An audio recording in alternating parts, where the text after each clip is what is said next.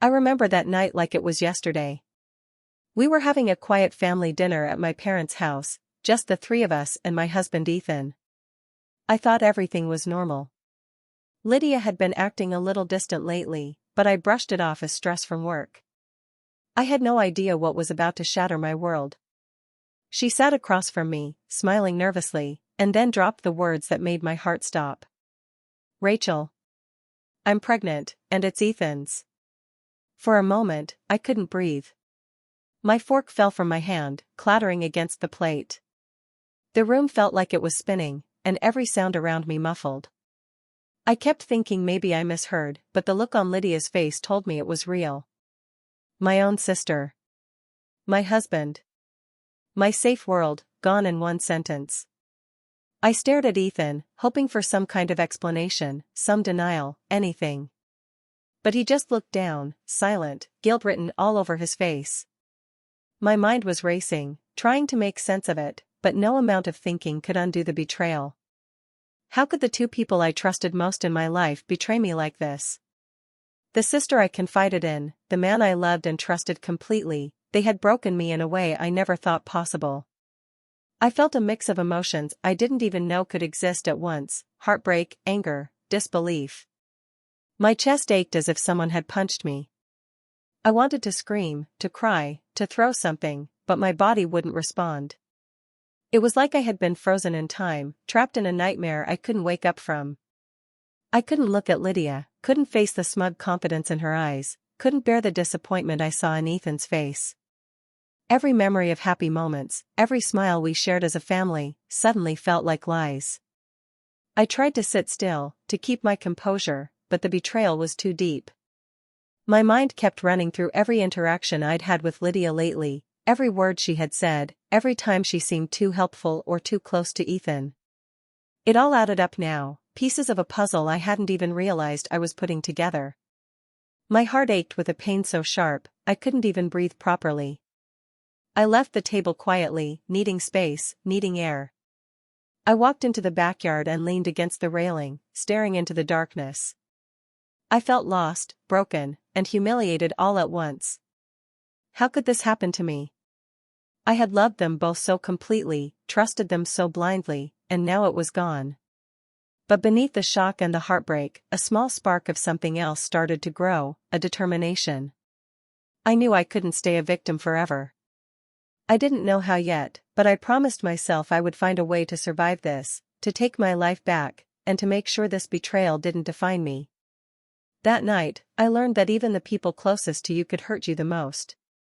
And I realized, for the first time, that my life had changed forever. Before that night, Lydia and I were inseparable. We shared secrets, laughed over silly things, and supported each other through every high and low. I thought our bond was unbreakable. I remembered staying up late as teenagers, whispering about our dreams, sharing clothes, and making promises to always have each other's backs. She was my sister, my best friend, someone I trusted with my whole heart. I never imagined any of it could be a lie. Looking back, I started noticing small things I had ignored. Lydia had always compared herself to me in subtle ways. She would mention her accomplishments with a hint of bitterness when I talked about mine. At family gatherings, I saw the way she laughed a little too long at Ethan's jokes, the way she brushed against him casually, the way she leaned in just a little too close. I had dismissed it as harmless flirting, thinking I was being paranoid. But now, it all made sense. Ethan's behavior had also changed over the past few months. He was distant, distracted, often lost in thought when we were together. Sometimes he would snap at me over small things, or avoid eye contact.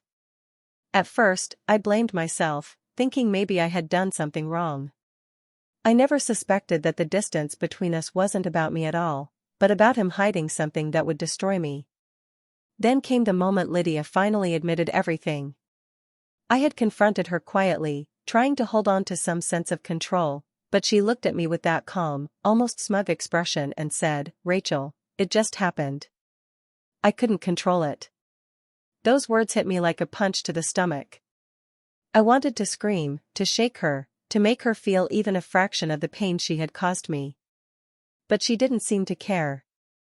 She offered no real apology, no understanding of the damage she had done. Just those cold words that crushed me completely. I felt my world crumble again. The sister I had loved and trusted more than anyone had not only betrayed me but had done so without a single ounce of remorse. Ethan, my husband, was complicit, and I couldn't even begin to process how he could love me and betray me at the same time. The pain was raw, deep, and suffocating. I couldn't believe this was my life now, that the person I had confided in the most could secretly harbor such deceit. I left the room, tears threatening to spill, my mind racing. Every memory of laughter, every hug, every shared dream suddenly felt like a lie. I had been blind to the envy, blind to the signs, and blind to the truth. That day, I realized betrayal could wear the face of someone you loved the most. And as much as it hurt, a small part of me knew that I couldn't stay broken forever. Somehow, I had to find a way to survive, to reclaim my life from the people who had stolen my trust and shattered my heart. After Lydia's confession, I felt like my life had been ripped apart. I couldn't face anyone, not my parents, not my friends, not even Ethan. I locked myself in our bedroom, curling up on the bed, crying silently for hours. The kind of crying that leaves your body aching, that drains you of energy, hope, and even the will to think clearly. Every memory I had of Ethan and Lydia together now felt poisoned, every smile I had shared with them a reminder of the betrayal. Sleep became impossible. I would lie awake at night, staring at the ceiling, heart racing, mind replaying every moment over and over. Sometimes I would wake in the middle of the night drenched in sweat, gasping for air, my chest tightening with panic. Meals lost all appeal, even the simplest foods tasted like ash in my mouth. I felt hollow, disconnected from the world, trapped in a haze of grief and shock. Ethan tried to reach out. He came into the bedroom, apologizing, explaining, promising that it had never meant anything, that he still loved me.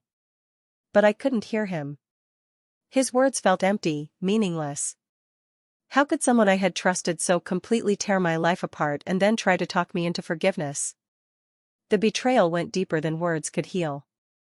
I wanted to believe him, but a part of me had already died inside.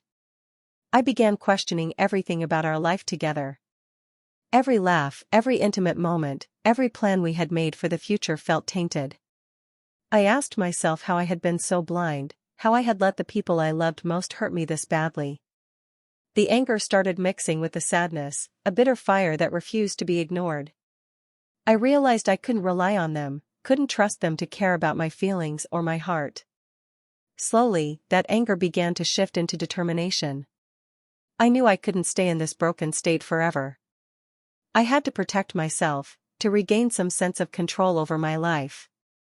I started thinking about what I could do to stop letting them hurt me, to make sure my future wouldn't be defined by their betrayal. I made mental notes, small plans at first, about what steps I could take to reclaim my independence and my dignity. I promised myself that I would not let their actions destroy me completely. I would find a way to survive, to rebuild, and to make sure I was never powerless again. That night, lying awake, crying and shaking, I realized that even though I was broken, I still had the strength to rise. And somewhere inside me, a quiet voice whispered that one day, I would make sure that betrayal didn't go unanswered. After days of feeling lost and broken, I realized that I needed to see the truth for myself. I couldn't just rely on what Lydia had said or Ethan's weak excuses. I needed proof. Quietly, I started paying attention to their patterns, the small moments when they seemed close, the phone calls they tried to hide, and the sudden disappearances. Every detail mattered. I went through old messages, receipts, and emails I could find, looking for anything that would confirm the affair. At first, I felt sick to my stomach as I uncovered little things, a dinner receipt from a restaurant Ethan never mentioned, a text from Lydia to him that made my blood boil, and subtle hints in their conversations that I had overlooked before. Each piece of evidence was another stab in my heart, but it also gave me clarity. I couldn't deny what was happening anymore. Megan, my best friend since college, noticed my quiet withdrawal. She insisted on spending time with me, listening without judgment, and helping me stay grounded. I told her some of what had happened, enough to get support without showing all the details. Her presence reminded me that I wasn't completely alone. She encouraged me to stay strong and think clearly, helping me focus on what I could do to take back control of my life. As I gathered more proof, my heartbreak slowly turned into determination. The anger I had been holding inside began to fuel me. I realized that knowing the truth was the first step to protecting myself. I started keeping everything organized: dates, times, messages, receipts, all the things that showed how deep the betrayal went. Each piece of evidence strengthened my resolve. I also started watching Ethan's behavior more carefully. I noticed the way he tried to cover things up, the little lies he told, and the subtle guilt that flickered across his face. Lydia, too, began to act differently around me, trying to maintain her usual charm, but it felt forced, fake. I could see cracks forming, and it made me feel less powerless. Even though gathering evidence was painful, it gave me a sense of control I hadn't felt since the betrayal.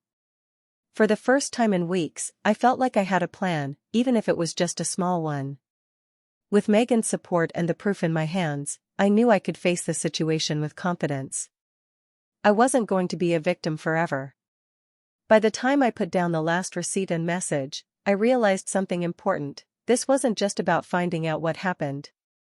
It was about reclaiming my life, standing up for myself, and preparing for the moment when I could finally take action. I felt stronger, sharper, and more focused than I had in weeks. For the first time since that terrible dinner, I felt like I could breathe again. I couldn't keep pretending I didn't know the full truth. I needed to face Lydia alone, to hear her say it to my face and finally understand the depth of her betrayal. I asked her to meet me at my apartment, just the two of us. The moment she walked in, I felt a surge of anger and hurt I couldn't contain. I looked at her, trying to keep my voice steady, but it shook anyway. "How could you do this to me?" I asked, my hands trembling. "To me, your sister? To Ethan? To everything we had?" She didn't flinch, didn't look guilty. She just shrugged slightly and said, "Rachel, I can't help how things happened. It just happened." Her words hit me like ice. No apology, no shame, no regret. Just a cold, careless explanation that made my stomach twist in pain. I felt like screaming, like pounding the walls, like making her feel even a fraction of the heartbreak she had caused me. But I stayed still, fighting to control myself. I wanted her to see that I understood everything, that I wasn't blind anymore. That I saw all the lies, the sneaky smiles, the hidden messages, the dinners, the excuses. Everything. Ethan tried to step in at first. He came to the door, pleading with me to calm down, to listen, to forgive. But I couldn't hear him. His voice was just another reminder of the betrayal. He had chosen her, even if it was a mistake, and now he was trying to repair something that didn't feel reparable. His presence only reminded me that this was bigger than just a marriage problem, it was a betrayal of trust in the deepest possible way. I realized, in that moment, that this wasn't just about Ethan. It was about Lydia, the sister I had loved and trusted the most. She had been the one I confided in, the one I thought would always protect me. And she had chosen herself over me, over everything we shared. That realization made the hurt sharper, deeper, but also sparked something else inside me. I spoke, my voice quiet but firm. "I trusted you, Lydia. I loved you. And you chose to hurt me instead. I won't be your victim. I won't let this break me, and I won't let it define me." My chest ached, but I felt a strange sense of relief, a weight lifting slightly. For the first time since discovering the betrayal, I felt some control returning. I knew I couldn't undo what had happened, but I could decide how I responded. I could choose to rise, to protect myself, and to reclaim my life. That day, I promised myself I would no longer be defined by their actions. I would take my pain and turn it into strength. I would survive, and I would make sure that neither Ethan nor Lydia could control my story anymore. After facing Lydia and seeing how little she cared, something inside me changed. I stopped crying. I stopped breaking down. I stopped asking why me, and started thinking about what I needed to do next. I didn't want revenge in a cruel or dangerous way, but I did want the truth to come out. I wanted my dignity back. And most of all, I wanted them to see that they hadn't destroyed me the way they thought they had. I started by staying calm and distant. I didn't argue with Ethan anymore. I didn't show Lydia any emotions. Instead, I focused on myself. I woke up early, cleaned the house, organized my things, and made small plans for my future. Every day, I acted a little more confident, a little more put together. The more I worked on myself, the stronger I felt. I began dressing nicely, doing things I had stopped doing when the stress consumed me. I went out more often, met Megan for lunch, visited places I enjoyed, and even took time to relax by the lake. I wasn't pretending to be fine, I was slowly rebuilding myself. And the more peaceful and focused I became, the more it bothered Ethan and Lydia. I could see it in their faces. They had expected me to fall apart completely, to beg for an explanation, to cling to Ethan. But I didn't. Ethan started asking where I was going, why I was dressed up, who I was meeting. His tone changed from guilty to insecure. Lydia, too, looked unsettled whenever she saw me calm and collected. She would watch me with a strange mix of confusion and frustration, as if she couldn't understand why I wasn't destroyed anymore. Their reactions were small victories for me. Every time Ethan tried to start a conversation and I simply nodded and walked away, I felt a tiny piece of my power returning. Every time Lydia tried to act superior and I didn't engage, I felt stronger. They had taken my trust, but I wasn't going to let them take my pride. Quietly, I also made sure the truth was known where it mattered. I didn't lie, didn't exaggerate, I simply let people see reality for what it was. I didn't shout it, didn't gossip. I just stopped protecting them. The truth had its own power. It spread slowly but naturally, and everyone who heard it understood exactly what kind of people they were. I didn't need to humiliate them. Their own actions did that for me. As I continued to rebuild my life, I could feel the shift. The suspense grew around me. Something inside me whispered that karma was already on its way, that they would feel the weight of what they had done. And I didn't need to rush it. I just needed to keep moving forward, taking back the pieces of myself they had tried to break. For the first time since everything fell apart, I felt in control. And I knew this was only the beginning. Once I had regained some control over my life, I began carefully letting the consequences of their betrayal unfold. I didn't need to confront them aggressively or yell at anyone. Instead, I let small, natural situations expose their mistakes. At family gatherings, I stayed calm and poised, answering questions politely, smiling when needed, and never giving Lydia or Ethan the satisfaction of seeing me hurt. People began noticing the tension between them, the little cracks in their composure. In social and business circles, Ethan's guilt started showing without me doing anything. He stumbled over words, avoided eye contact, and looked distracted during conversations. Colleagues and friends who had known him as confident and collected began noticing he wasn't himself. I didn't push him, but my calm presence highlighted the difference. Where I appeared steady, Ethan looked guilty and uncertain. Lydia, on the other hand, started feeling the isolation she had never expected. Her charm didn't work on everyone anymore. People who once laughed at her jokes or complimented her achievements began seeing her differently. She realized that I wasn't broken, that I wasn't begging or crying or making excuses for them. That realization made her uncomfortable. She tried to regain control, but every attempt failed because the truth had already begun to speak for itself.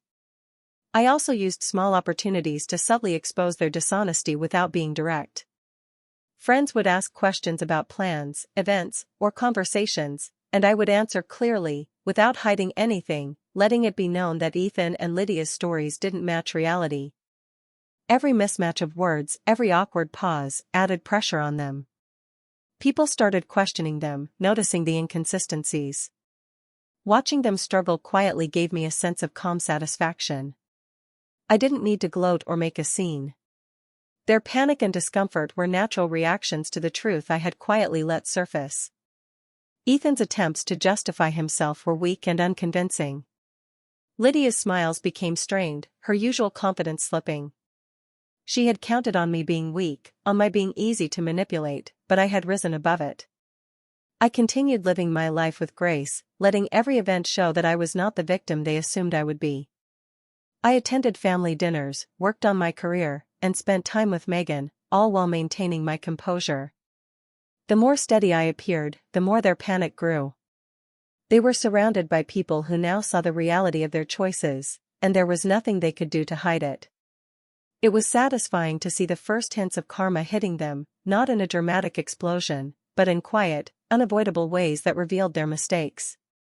Ethan's guilt ate at him from the inside. Lydia felt increasingly alone, and I remained calm, composed, and unshakable. Every moment reinforced that their actions had consequences, and I had the strength to let them face it while I moved forward, stronger than ever. As the days passed, I realized something important. I didn't need Ethan or Lydia to define my happiness. Their betrayal had hurt me deeply, but it didn't have to control my life anymore. I started focusing on myself, on rebuilding the parts of me that had been lost in heartbreak. I looked for new career opportunities, something that would give me independence and purpose. I poured my energy into work, learning new skills, and meeting people who inspired me. It wasn't easy at first, some days were still heavy with sadness, but each small achievement reminded me of my strength. I felt capable again, like I could shape my own future without relying on anyone who had betrayed me. I also reconnected with old friends, people who had always been there for me. Megan remained my anchor, offering support and encouragement without judgment. We laughed, we shared stories, and we planned trips together. I even started traveling to places I had always wanted to see, discovering a freedom and joy I hadn't felt in years. Each journey, each new experience, made me feel lighter, like I was leaving the weight of betrayal behind me. Watching Lydia struggle quietly from the consequences of her selfish choices was another strange relief. She had wanted power and control over my life, but now she faced the reality of isolation. People who had once admired her began noticing her manipulations, and her charm no longer worked. It was clear that her actions had consequences, and she couldn't escape them. Ethan, too, showed signs of regret. I could see it in the way he avoided certain conversations, in the hesitation in his voice, and in the way he looked at me sometimes, as if realizing what he had lost. But his remorse didn't change anything. I had moved beyond needing his forgiveness or his love. I had my own life to live, and he was no longer part of the picture that mattered to me. Internally, I felt a quiet healing. I no longer woke up with anger or panic.